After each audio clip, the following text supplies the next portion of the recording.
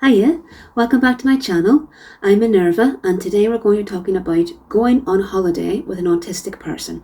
So the first thing you might be wondering is, should you go on holiday with your autistic child or autistic family member? And it's a very, very individual decision because I've known parents and talked to people who they don't ever go on holiday because the autistic child doesn't want to go on holiday, won't participate, and they really want a family holiday with everyone together. There are some who won't go on holiday because they're worried about going places, getting into a new country, or even taking a plane or a boat. People are worried that if they do try to book a holiday and something does go wrong for the autistic person, they get overwhelmed or it's too much for them, that they'll lose that money. And those are all very valid points of concern. Certainly within my experience, I have known autistic kids who will happily go on holiday. They have no issue with it. Now, there are some structures put in place, but those seem to work okay, and the families have lovely holidays abroad. There are other parents I've talked to where they've booked a holiday, they've tried and they've tried and they've tried, and they managed to get to a certain point, and then unfortunately their autistic child has a meltdown or can't handle it anymore, and they're like, right, you might as well just let us out of the airport now or get us off this plane now because we're not going anywhere.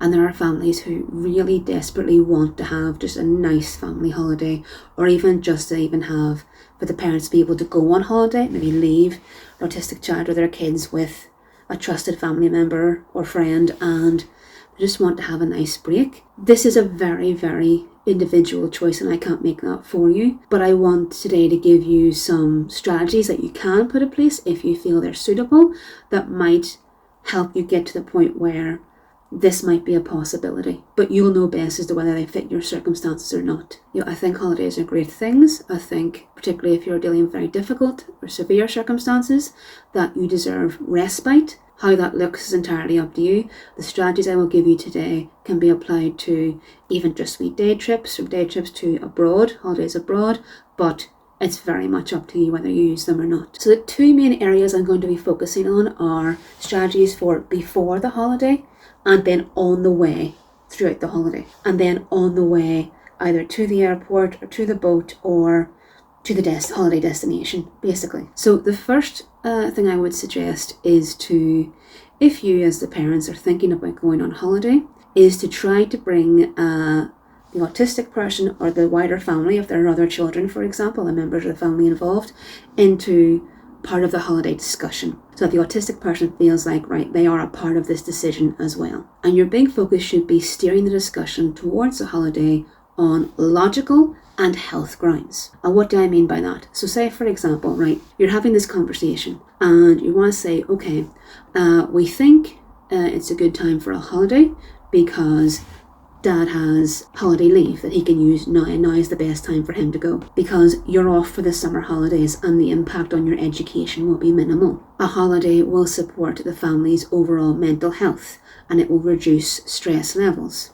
The sun will provide essential vitamin D. So say, for example, you have an autistic child who maybe they go to school, they come home, but they don't ever leave the house. Obviously from a health perspective, you want to get a bit of sun, you want to get a bit of vitamin D, nothing major. So perhaps if you're thinking about going on holiday to Spain or to Italy or somewhere where it's a bit sunny, you might think of, okay, well look, think of the health benefits to you. You're a young man, a young woman, you need more vitamin D for your own health. We'll also have access to healthier foods. So for example, if you're going to Italy, the Mediterranean diet is known to be one of the best diets in the world. Frame things like that in a very logical and health-focused way, because that kind of thing that's fact-based will make more sense to them than you saying, won't it be exciting? It'll be new places and new people and new this. Don't start focusing on the new, the unknown, even if you know like this is exciting for you to go on holiday. All right, for them, it's we want cold hard logic and facts. This is for logically it's the best time to go. It's cheaper this time of year. Minimum impact on your education, and think of the health benefits we'll get as you personally and as a family. You really want to frame the holiday as a good thing and keep away from words that might inspire anxiety, such as new, exciting, explore, we'll find out when we get there. Like, you kind of want to stay away from those, like, very, very logical. And you're going to want to emphasize that if you're going on holiday, you will all be together and you'll have everything planned and mapped out. The next thing I would suggest is talk through the structure of the holiday and write it down. And that's whether you're having a packaged holiday or whether you're building your own holiday. So explain the days and the dates that you want to go, how you're getting there, the times you're going to get there. If there are any times you're going to be separated, you highlight there, but highlight also like where's the, like if they need supervision, for example. You could back up what you're saying by showing good reviews or comments of the holiday resort or the airline, for example. Like emphasize that people have really good times there and they enjoy it. You know, it's handy to say there's a lot of positive feedback here. People go here and they have a good, safe time in order to create a positive feeling about the holiday and about the exact place you want to go to. Highlight areas of any potential interest to them or special interest to them. If they're really into food, for example, like you can highlight like this really delicious food at this hotel we're going to be staying at, for example.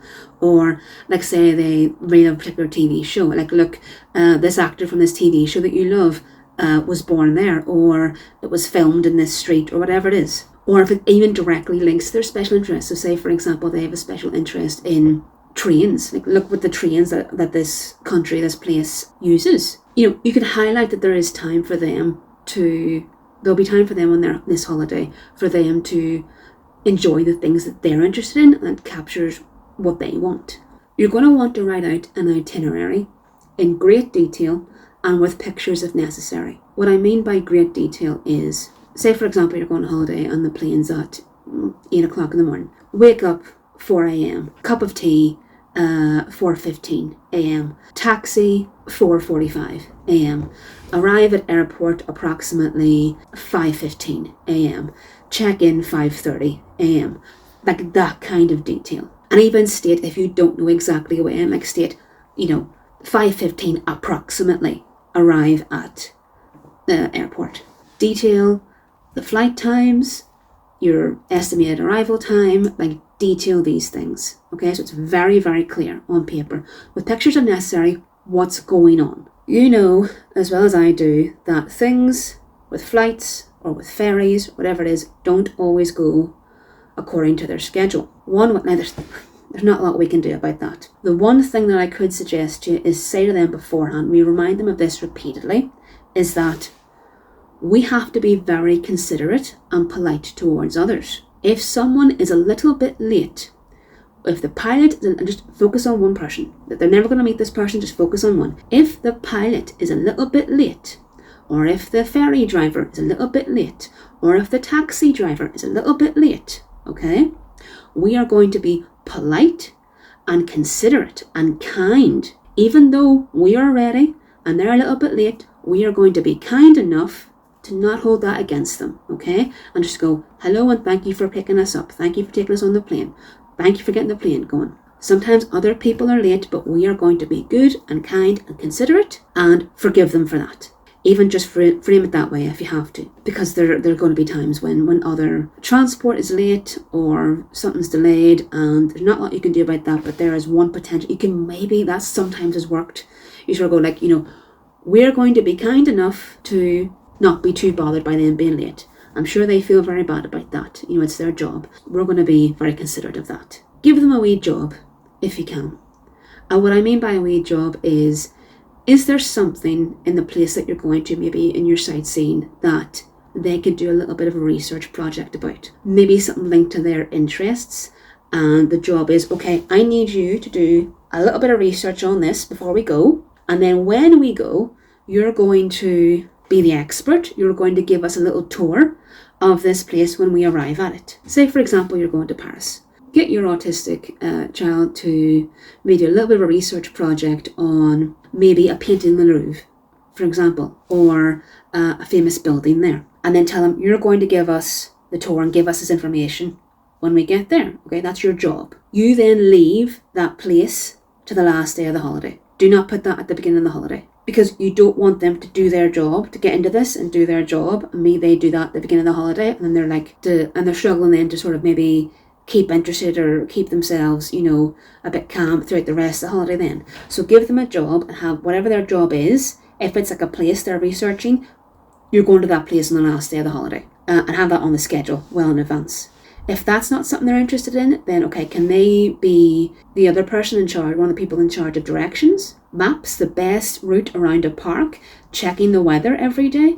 Can you give them some kind of wee job, even if it's like, depends on what they're capable of, but like if you could trust them, like, right, okay, you're going to be in charge of finding us the best route to get from our hotel to this place here. Or maybe you're driving along in the countryside, it's like, right, okay, Dad's driving the car, you're in charge, you're going to help with directions. Next one I would say is make a checklist with pictures again if necessary, okay? And give that to them in advance and just make sure they have everything ready. They might want to have a little bit of pack beforehand or even have it sitting out. That's okay. But like give them like the proper checklist with even a clipboard to make it more efficient. Like, right, okay, you check your bags and make sure you have everything, okay? You'll make it more structured rather than just throwing everything into a suitcase. Like, right, okay, no, here's your suitcase, here's your clipboard with your checklist, you pack your bag, right? Well done. Give them good praise when they do that. But it just adds a bit more structure to the whole holiday formation. If your child is completely unable to go on holiday, perhaps things are very challenging and you need a break, then I would agree you probably do need respite. You can still do those strategies that I've just mentioned, but from the perspective of they're staying and you're going. So for example, they could research for you an interesting place and then give you the information and then call you on the day that you go there and give you the wee tour over the phone. They could check the weather for you every day. They could do a checklist, go through your things with you and make sure that you have everything. You'll probably still want to show them, your itinerary and talk through the structure so that they know exactly when you're coming and going and that you'll be safe and you'll be coming home to them at the end of it. If you're going and the autistic person is staying and you think it might be really challenging, start off small. Or even if, for example, like you don't think your child is ready for a holiday abroad, but you maybe like to go on one at some point. You can start off really small with this. Like, okay, we're going to have a day trip for a few hours and then back. And then over time, develop that to maybe a bit longer of a day trip, then maybe an overnight trip, then maybe a weekend trip, maybe a few more days. And then maybe, now, it might be the case that you never get them on a plane or a boat or anything that gets you abroad as such, but being able to go somewhere, I think, can be very, very beneficial to just giving you a bit of relaxed time or giving you a change of scenery can be very, very good, very healthy for someone. Now, building that up from a wee day trip to maybe a few days, that might take a few years to do, depending on what your schedule, what your life is like. But if holidaying is something that you're keen on, I don't see why you should never be able to go on holiday, even if you have an autistic person in your life who has very, very severe autism and possibly other issues going on as well. It's going to take some careful planning. Ideally, it's going to take the support of people around you. But if it is something that you love or something that you want to do, I think it's a good thing. On the way to the holiday destination then, first strategy is let the relevant staff know that one of the people of your party is autistic and what their issues might be. Let them know in advance, but I personally would suggest keeping your expectations low. The reason for that is that if you keep your expectations low, you will remain on alert. You want to keep yourself alert and you want to also be aware, like this is just perfectly normal, being aware that you might phone somebody, say at an airport, and tell them like, we're coming through, we've got an autistic son with us, and that person then might be off sick at some point, not pass the information on. There might be bad communication culture in the business, you don't know. Maybe they don't exactly understand the different needs within autism because it's so individual and they think it means they're going to expect something else. I would keep my expectations low. And then if it goes right, if it goes well, you'll be so pleasantly surprised and relieved. It'll be really nice. You need to ensure that your autistic child has everything they need for their journey, obviously. So do they need ear defenders? Do they need a stress ball?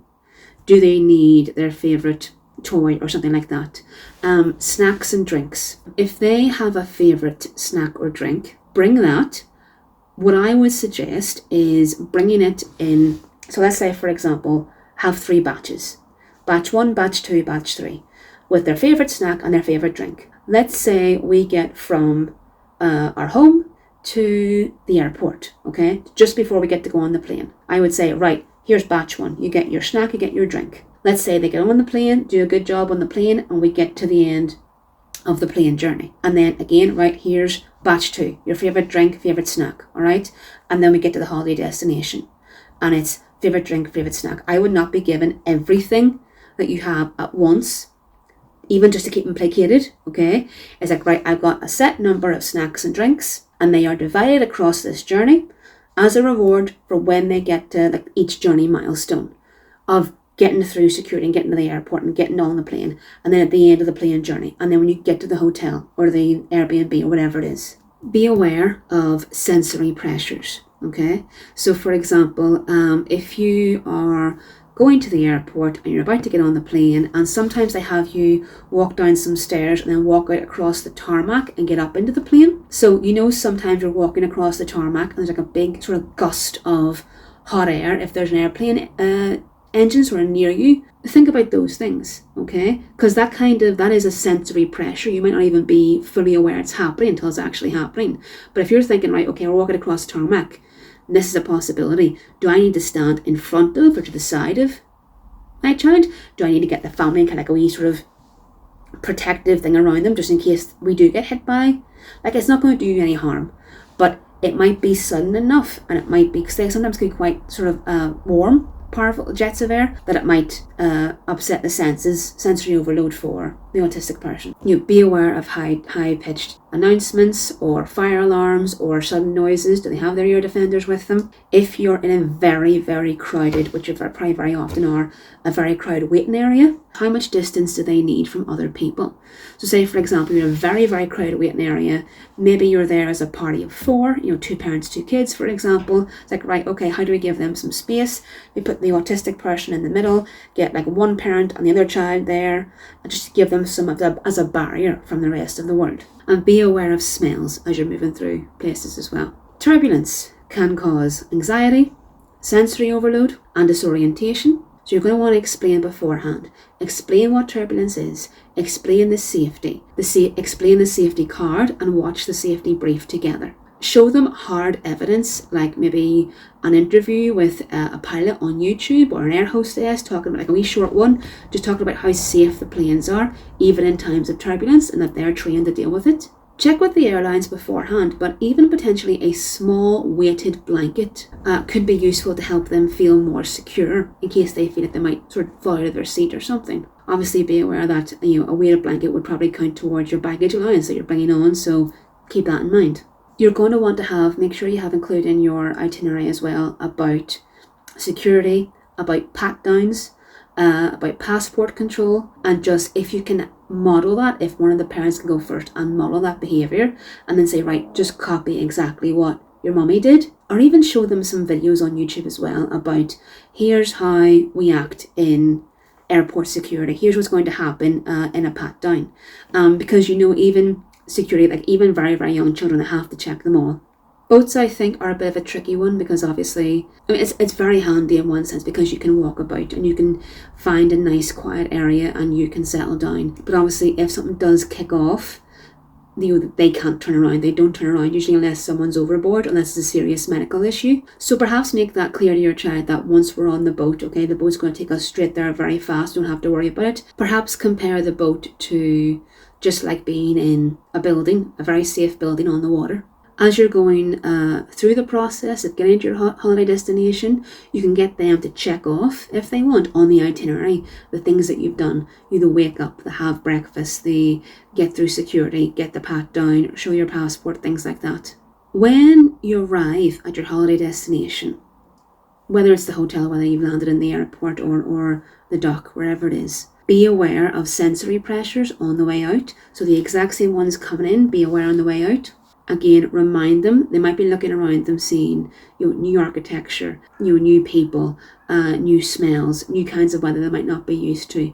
You're going to want to, when you get there, okay, bring up all the things you've brought up before, the logical reasons why we're here, the health benefits for why we're here, the special interest links of why we're here. Try to avoid drawing massive attention, even attention to the differences between home and the new place, and that it is so very new and unknown, because they might be frightened by that. When you get to the accommodation, it might be a good idea to give them 1 to 2 hours, just like period to decompress and cool down period, and sort of get them to know a bit the layout of the accommodation and where everything is, so that we know the best places for things and how it looks and exits and all that kind of thing there. That'll be a good time for the third batch of snacks if you do batch snacks. And then you begin the holiday. Use the schedule to help you out. If they ever get a bit upset or a bit unnerved by something brand new, remind them of all these logical health benefits, all these good things. Remind them if they have the wee job, that they're going to give you the wee job at the last day,